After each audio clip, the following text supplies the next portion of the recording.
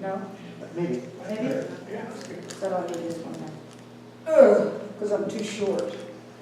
Well, good morning. Good morning. How many of you were here last year? On Memorial Weekend?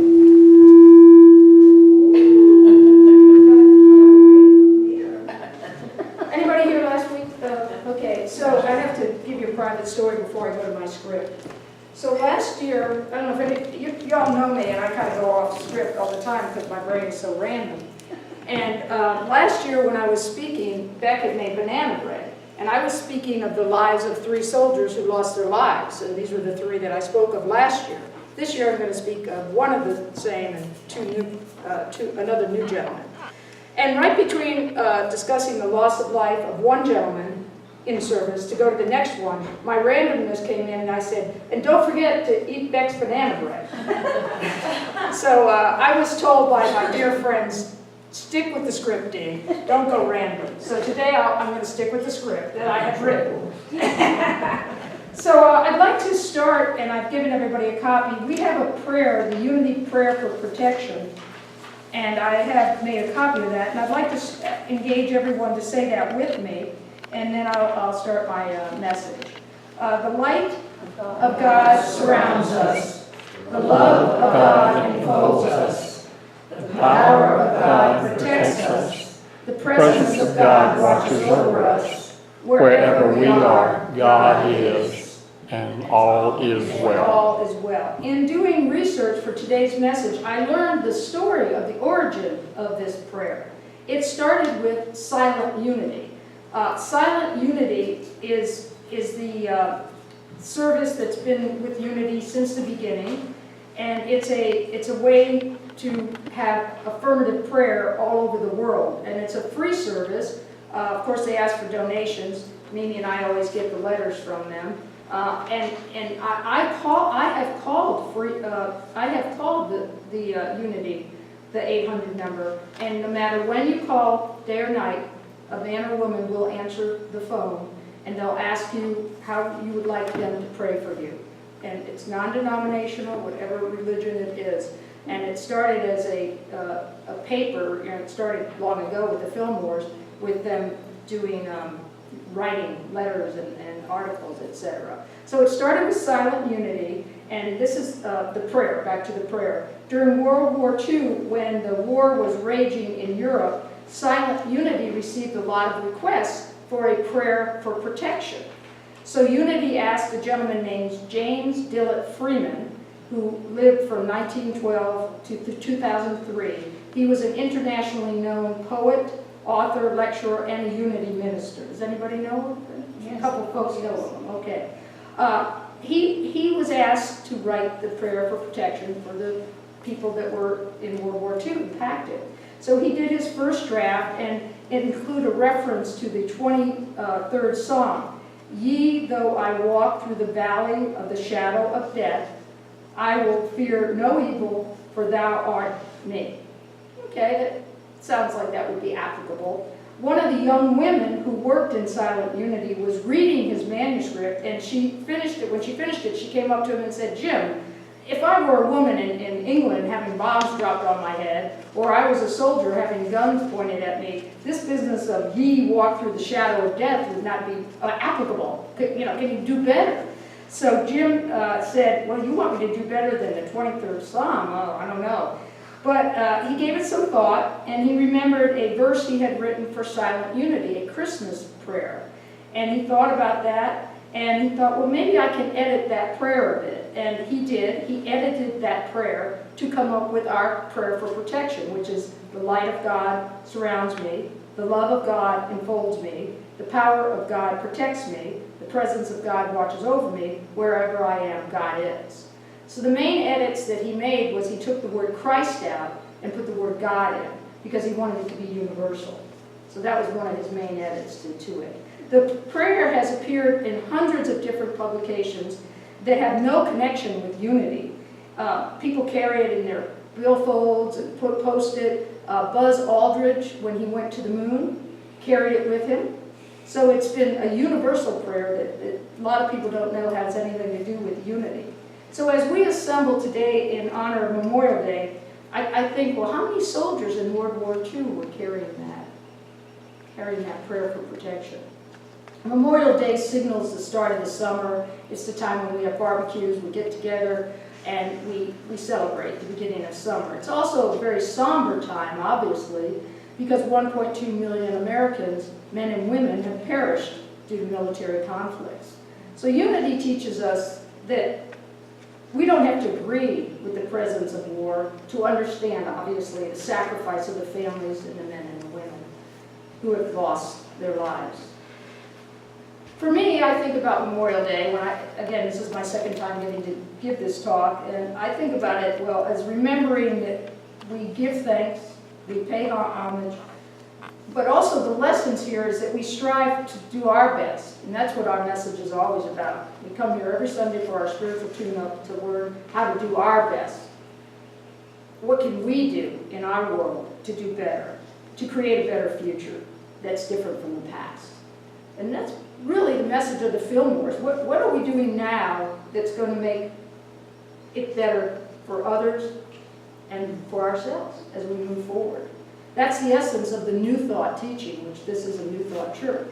In the late 1800s, Charles and Mildred Fillmore, our co-founders, began working with new ideas about religion. And as a result of these principles, Charles healed himself of a withered leg, and Myrtle healed herself of tuberculosis. Charles Fillmore was a prolific writer, lots and lots of writings, and I've researched him on the internet, and you can too, and they've got his original script, and then they've typed up a lot of his lessons. He said, I'm going to quote him, "Life is an ever-progressing upward spiral of conscious evolution."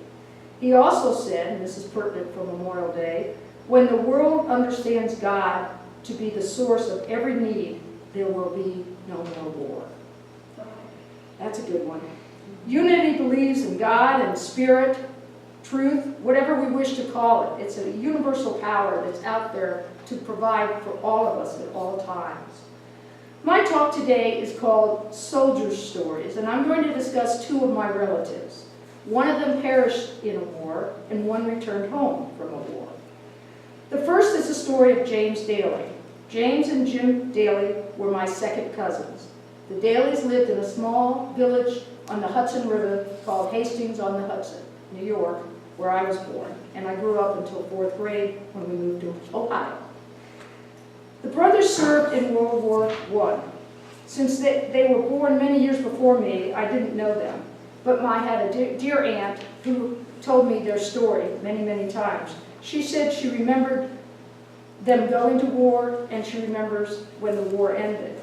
After 4 years of bloody conflict in Europe, Germany surrendered, the cousins were in Europe, and the Great War was come to an end.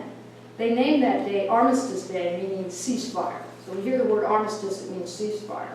The end of the end of the war would take effect at 11 o'clock in the morning on the 11th day of the 11th month, November 11th, 1918.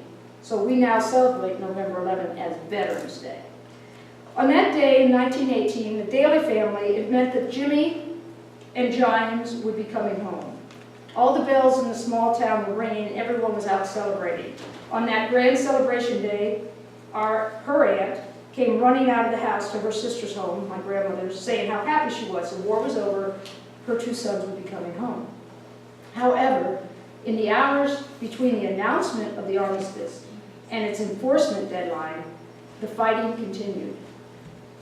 Almost 3,000 men died on the last day of the war.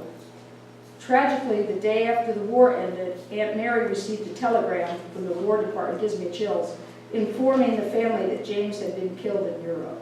He was a private. And I've been able to do on Ancestry.com, I actually found can you imagine this is the notice that was sent to the mother of the loss of her son. He was 25 years old. He had enlisted, and he was 25 years old. Like I say, it gives me chills. He was the first World War I casualty in this small town, so they have named the VFW post after him. And I have a picture up there of the post. It's the James Daily VFW post. So in Hastings-on-Hudson, that's where his post is. The Daily family carried on. They had 5 other children. They were devout Catholics, and they had the courage and the strength to carry on. World War I claimed 516 American lives, and James Daily was one of them. The next story is that of my brother Dick Daily. Dick served as an infantry sergeant in charge of a mortar squad in Vietnam. Dick did come home, and here is his story. On the evening of December 1, and I've given you a copy of the lottery. Many of you my age would remember the lottery. Many of you not my age may not. So it's quite a fascinating story. And Mary's going to give you out a page 2. Yes, if you would give out. I've given him page 1, and now if you give out page 2, thanks. So here's the story of the draft lottery. In December 1969, CBS preempted the regularly scheduled broadcast of Mayberry RFD to pick up a live feed from Washington correspondent Roger Mudd at the Selective Service headquarters. Good evening, Roger Mudd says. Tonight, for the first time in 27 years, the United States has started a lottery. Anybody remember? How many of you remember the lottery happening? And yeah, half of you. It was a life-changing big moment for many of us, especially a man between the ages of 18 to 26. Dick Daily, I interviewed him for this talk. He told me he watched it in a bar with his friends. Tense, very tense. For all its significance, I went online and researched it. The draft was a low-budget affair. It was staged on a nondescript set with an odd assortment of office furnishings pushed together, and they had 366 little capsules in this large glass container. It looked like something we'd do here, you know. It didn't look like a big deal. They had the capsules, and the birth dates were listed in the capsules. And so a somber-looking official would pull out the number, and it'd say September 25th, September 27th, and then that gave you what number you would be in the draft. My brother's birth number was 149, so he knew he'd be drafted. His roommate was number 1. His roommate never went because he had some health issue. My brother did get drafted. So he was in college at the time, so he was 2S. But as soon as he graduated, he became 1A, draftable. So he took the summer and worked at a local grocery store because he knew he would be going soon. And he did. He got his call in August. I said, how much time did they give you? He said, they didn't give you much time, like about 4 weeks. Show up. So he showed up at Fort Campbell, Kentucky for his basic, and then he went to advanced infantry training in Louisiana to become proficient in mortars. I said, well, did you request mortars? He said, no, you don't request. They just sit and they said, Daily, you go to mortar school. So he was an expert at mortars. So he goes off to Vietnam, and all of us remember how many people perished in that. He was there 9 months. He came back. And I would say my brother returned physically safe, but not unharmed. Dick was harmed in many ways. He was harmed in not being welcomed home. Many of us remember soldiers were spit upon. He told me just recently that when he got to Alaska and then they were coming back home, the leaders told them, take off your uniform because you're going to be harassed in the airport. Unbelievable. He was embarrassed to even show his medals or talk to any of us about his service. He was harmed in the fact that his best friend George came back totally whacked out on drugs and destroyed. Dick was harmed by hearing loss because he fired thousands of mortars. He was harmed in that he held his feelings in for 45 years, and just in the last 10 years he's been able to talk about it. His experiences were quite horrific, as I learned just recently, because he did a 1-hour video. The VFW is now interviewing veterans, and Dick was honored to be asked, and he did a 1-hour interview, a video.